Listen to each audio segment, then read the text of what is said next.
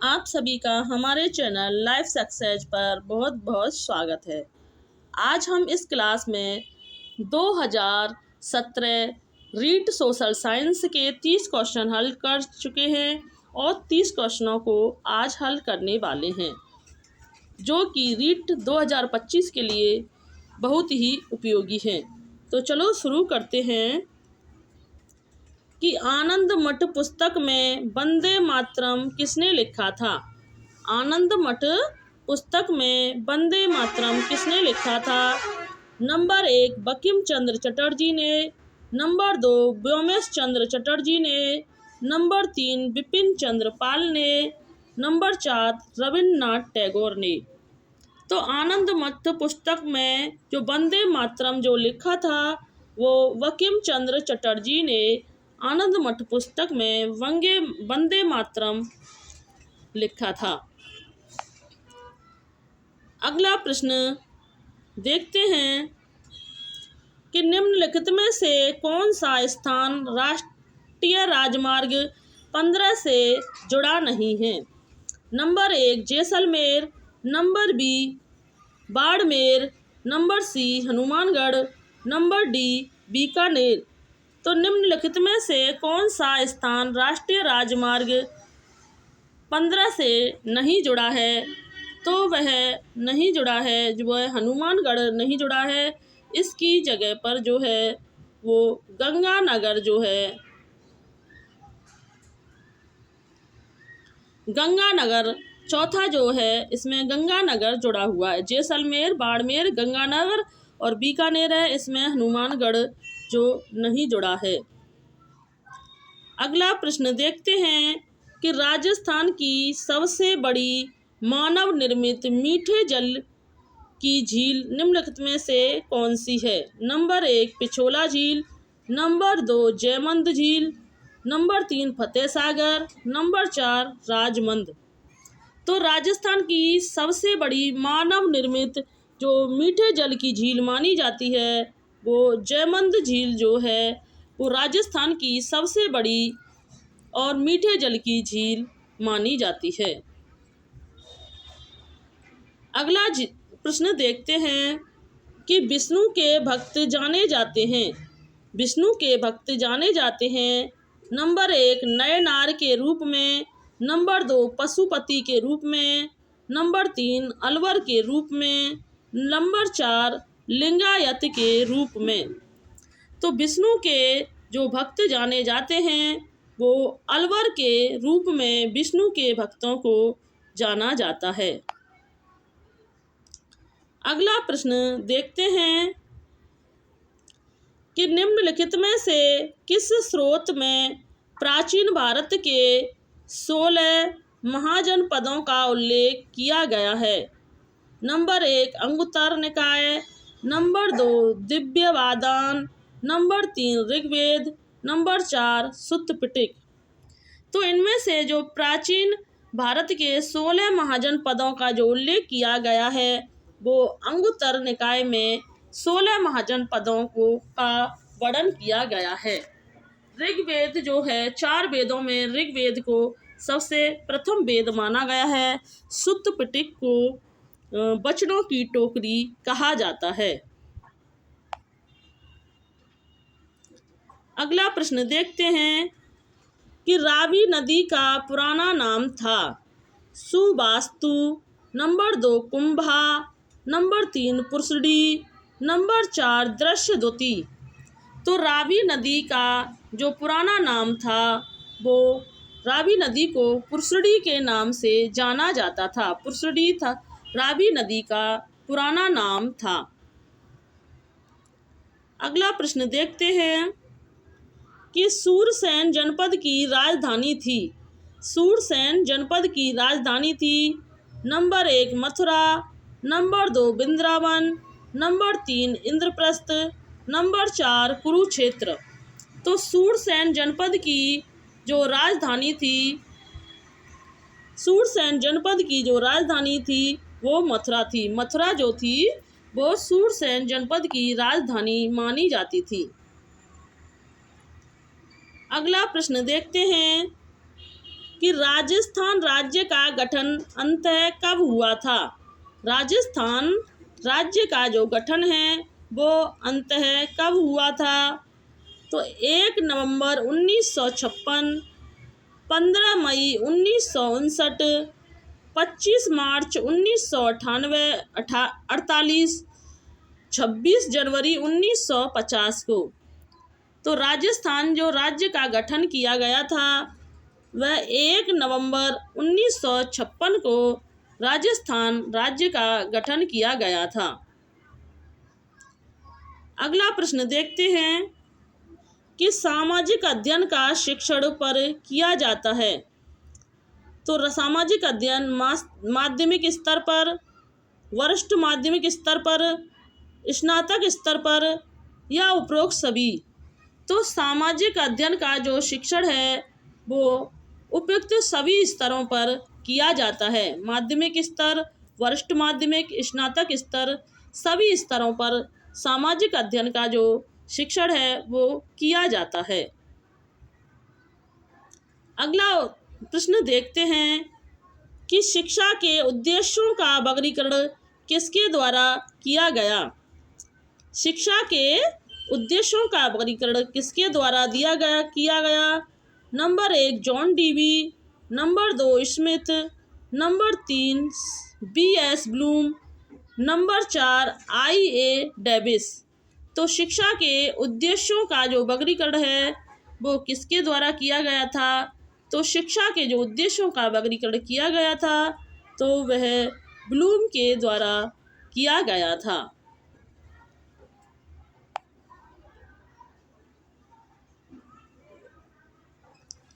अगला प्रश्न देखते हैं कि सामाजिक अध्ययन की पाठ्य पुस्तक के अनुसार होनी चाहिए। सामाजिक अध्ययन की पाठ्य पुस्तक के अनुसार होनी चाहिए। नंबर 1 लेखक के अनुसार, नंबर 2 छात्र के अनुसार, नंबर 3 शिक्षक के अनुसार या नंबर 4 सरकार के अनुसार। तो सामाजिक अध्ययन की जो पाठ्य पुस्तक है वह छात्र के अनुसार होनी चाहिए। अगला प्रश्न देखते हैं कि सामाजिक अध्ययन की शिक्षिका कक्षा में चुनाव की क्रमिक प्रक्रिया को बता रही है, यह विधि का उपयोग कर रही है। तो मतलब वो किस विधि का प्रयोग कर रही है।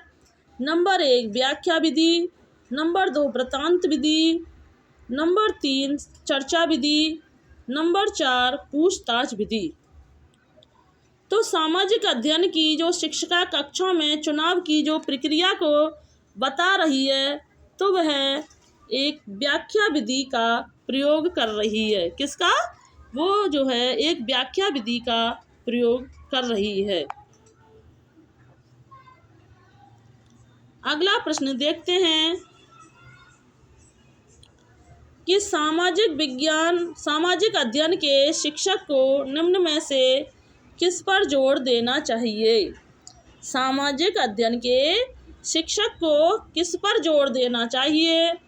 नंबर 1 विषय से संबंधित जानकारी देना, नंबर 2 सामाजिक मुद्दों के प्रति छात्रों की चिंतनशील शक्ति का विकास करना, नंबर 3 छात्रों को परीक्षा के लिए तैयार करना, नंबर 4 छात्रों का भाषा विकास करना। तो सामाजिक अध्ययन के अनुसार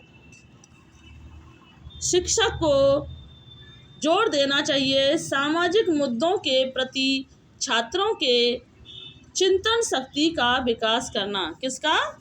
सामाजिक मुद्दों के प्रति छात्रों की चिंतन शक्ति का विकास करना सामाजिक अध्ययन के शिक्षक को जोर देना चाहिए।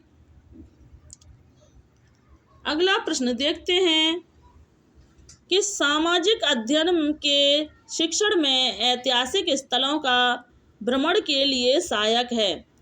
तो इससे क्या होता है। ऐतिहासिक भ्रमणों से विषय में रुचि जागृत करने के लिए, नंबर 2 प्रत्यक्ष जानकारी प्रदान करने के लिए, नंबर 3 विषय वस्तु की बेहतर समझ के लिए, उपरोक्त सभी के लिए। तो सामाजिक अध्ययन के शिक्षण में ऐतिहासिक स्थलों का जो भ्रमण है वो सभी के लिए सहायक होता है। अगला प्रश्न देखते हैं कि ब्लूम की पाठ्य योजना निम्नलिखित में से किस पर आधारित है। ब्लूम की पाठ्य योजना निम्नलिखित में से किस पर आधारित है। नंबर 1 उद्देश्य, नंबर 2 विषय वस्तु, नंबर 3 प्रस्तुतिकरण, नंबर 4 उपरोक्त सभी। तो ब्लूम की जो पाठ्य योजना है वो किस पर आधारित है। तो ब्लूम की पाठ्य योजना जो है वो उद्देश्य पर आधारित मानी जाती है। अगला प्रश्न देखते हैं कि परियोजना वह उद्देश्यपूर्ण कार्य है जो सामाजिक परिवेश में पूर्ण विचलन के साथ किया जाता है। यह कथन किसका है। नंबर 1 ब्लूम, नंबर 2 क्रो और crow, number 3 John Dewey, number 4 Kilpatrick. तो परियोजना वह उद्देश्यपूर्ण कार्य है जो सामाजिक परिवेश में पूर्ण विचलन के साथ किया जाता है। तो यह कथन जो कहा था यह जॉन डीवी ने कहा था। अगला प्रश्न देखते हैं कि सामाजिक अध्ययन में निम्नलिखित में से कौन सा परीक्षण छात्र के स्वतंत्र चिंतन का मूल्यांकन करने का अवसर प्रदान करता है। सामाजिक अध्ययन में निम्नलिखित में से कौन सा परीक्षण छात्र के स्वतंत्र चिंतन का मूल्यांकन करने का अवसर प्रदान करता है। तो नंबर 1 वस्तुनिष्ठ प्रकार का परीक्षण, नंबर 2 निबंध प्रकार का परीक्षण, नंबर 3 संक्षिप्त उत्तर प्रकार का परीक्षण, नंबर 4 अति लघु उत्तरीय प्रकार का परीक्षण। तो सामाजिक अध्ययन में छात्र के स्वतंत्र चिंतन का जो मूल्यांकन करने का अवसर प्रदान करता है वो निबंध प्रकार का परीक्षण जो है वो छात्र में स्वतंत्र मूल्यांकन का अवसर प्रदान करता है। अगला प्रश्न देखते हैं कि निम्नलिखित में से कौन सी रबी की फसल है। तो निम्नलिखित में से कौन सी रबी की फसल है। नंबर 1 जूट, नंबर 2 मूंगफली, नंबर 3 सरसों, नंबर 4 तरबूज। तो इनमें से जो रबी की फसल मानी जाती है वो सरसों जो है वो रबी की फसल मानी जाती है। तो गेहूँ, सरसों, मटर, चना ये सभी जो हैं रबी की फसल मानी जाती हैं जो अक्टूबर नवंबर में बोई जाती हैं और अप्रैल मई में काटी जाती हैं। जूट को सोने का रेशा भी कहा जाता है। अगला प्रश्न देखते हैं कि ब्रह्मपुत्र नदी का सदियों से धुबरी खंड तक विस्तार निम्नलिखित में से किस अंतर्देशीय राष्ट्रीय जलमार्ग से जुड़ा है। नंबर 1 राष्ट्रीय जलमार्ग संख्या 1, राष्ट्रीय जलमार्ग संख्या 2, राष्ट्रीय जलमार्ग संख्या 3, राष्ट्रीय जलमार्ग संख्या 4 है। तो किस अंतर्देशीय राष्ट्रीय जलमार्ग से जुड़ा है। तो वह नंबर 2 राष्ट्रीय जलमार्ग 2 से जुड़ा है। अगला प्रश्न देखते हैं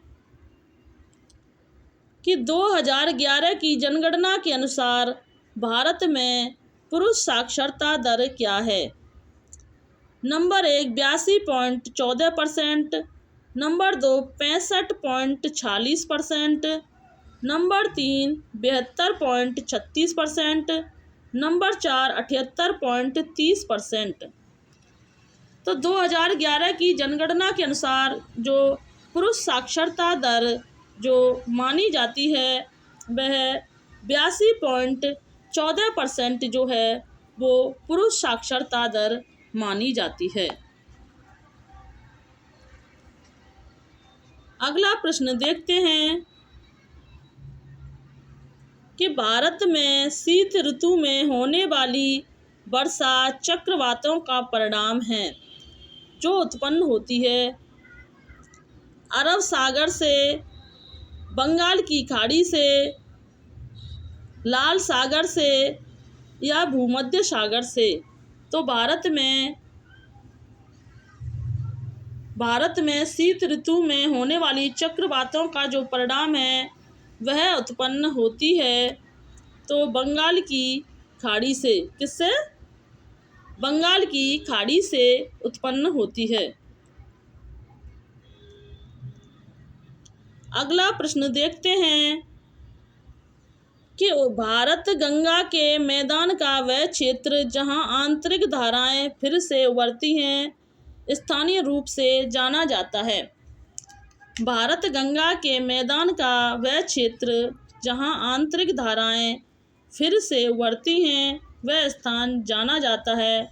नंबर 1 तराई का क्षेत्र, नंबर 2 भाबर क्षेत्र, नंबर 3 बागर का क्षेत्र, नंबर 4 चौं। तो भारत गंगा के मैदान का वह क्षेत्र जहां आंतरिक धाराएं फिर से उभरती हैं स्थानीय रूप से जाना जाता है वह तराई के क्षेत्र के रूप में जाना जाता है।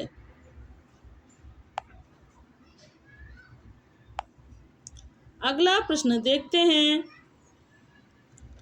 कि निम्नलिखित में से किस ऊर्जा संसाधन को आधुनिक औद्योगिकरण को गति देने का श्रेय दिया जाता है। किस ऊर्जा संसाधन को आधुनिक औद्योगिकरण को गति देने का जो श्रेय दिया जाता है।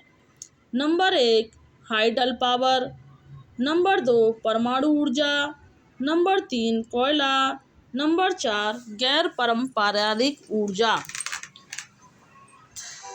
तो किस ऊर्जा संसाधन को आधुनिक औद्योगिकरण गति देने का जो श्रेय दिया जाता है वह दिया जाता है कोयला को।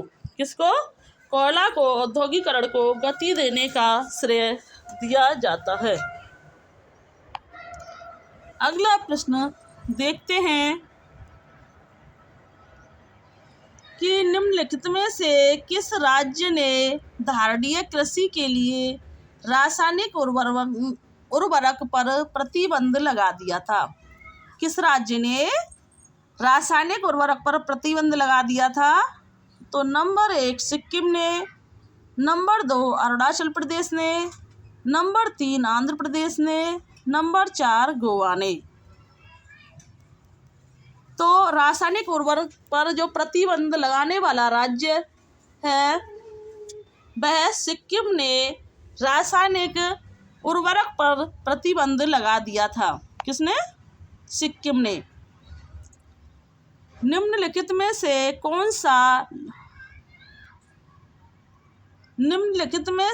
कौन सा लौह आयरन और इस्पात स्टील संयंत्र ब्रिटिश तकनीकी सहयोग से स्थापित किया गया था? Number 1 Bokaro steel plant, number 2 Durgapur steel plant, number 3 Rourkela steel plant, number 4 Vijayanagar steel plant. तो जो ब्रिटिश तकनीकी के सहयोग से स्थापित किया गया प्लांट है तो वह दुर्गापुर स्टील प्लांट जो है वह ब्रिटिश तकनीकी के सहयोग से स्थापित किया गया प्लांट है। अगला प्रश्न देखते हैं कि निम्नलिखित में से कौन सी नदी अणु उर्वरक भूमि के लिए लोक प्रसिद्ध है? Number 1 Chambal, number 2 Krishna, number 3 Godavari, number 4 Tungabhadra. तो निम्नलिखित में से कौन सी नदी अनुवर्तक भूमि के लिए लोक प्रसिद्ध है? तो वह चंबल नदी जो है अनुवर्तक भूमि के लिए लोक प्रसिद्ध है। नंबर 4 है वो। अगला प्रश्न है याकूत जनजाति का आवास है। याकूत जनजाति का आवास है number 1 New Zealand, number 2 Congo basin, number 3 Amazon basin, number 4 उत्तरी साइबेरिया। तो याकूत जनजाति का जो आवास माना जाता है वह उत्तरी साइबेरिया को याकुत जनजाति का आवास माना जाता है। अगला प्रश्न देखते हैं कि घग्गर का मैदान कहाँ स्थित है। घग्गर का मैदान कहाँ स्थित है? नंबर 1 गंगा और हनुमानगढ़ जिले में, नंबर 2 झुंझुनू और सीकर जिले में, नंबर 3 जालोर और सिरोही जिले में, नंबर 4 जैसलमेर और बाड़मेर जिले में। तो घग्गर का मैदान वो कहाँ पर स्थित है? तो वह गंगानगर और हनुमानगढ़ जिले में घग्गर का मैदान स्थित माना जाता है। अगला प्रश्न देखते हैं कि राजस्थान की पहली कपड़ा मिल कहाँ स्थापित की गई थी। राजस्थान की पहली कपड़ा मिल कहाँ पर स्थापित की गई थी? Number 1 Ganganagar, number 2 Bhilwara, number 3 Udaipur, number 4 Beawar. तो राजस्थान की पहली कपड़ा मिल जो स्थापित की गई थी वह ब्यावर में की गई थी। कहाँ पर? राजस्थान की पहली कपड़ा मिल जो थी वो ब्यावर में स्थापित की गई थी। अगला प्रश्न देखते हैं कि 2011 की जनगणना के अनुसार राजस्थान के निम्नलिखित में से किस जिले में सबसे कम दशकीय जनसंख्या वृद्धि दर्ज की गई थी? नंबर 1 गंगानगर में, नंबर 2 बूंदी में, नंबर 3 बरनी में, नंबर 4 सीकर में। तो 2011 की जनगणना के अनुसार राजस्थान के निम्नलिखित में से किस जिले में सबसे कम दशकीय जनसंख्या वृद्धि दर्ज की गई थी? तो वह गंगानगर में की गई थी। तो आज के 30 प्रश्न समाप्त होते हैं। अगर आपको हमारी यह क्लास अच्छी लगी हो तो इसे लाइक, शेयर, सब्सक्राइब करें और हमें कमेंट करके बताएं हमारी यह क्लास कैसी रही। Thanks watching this video.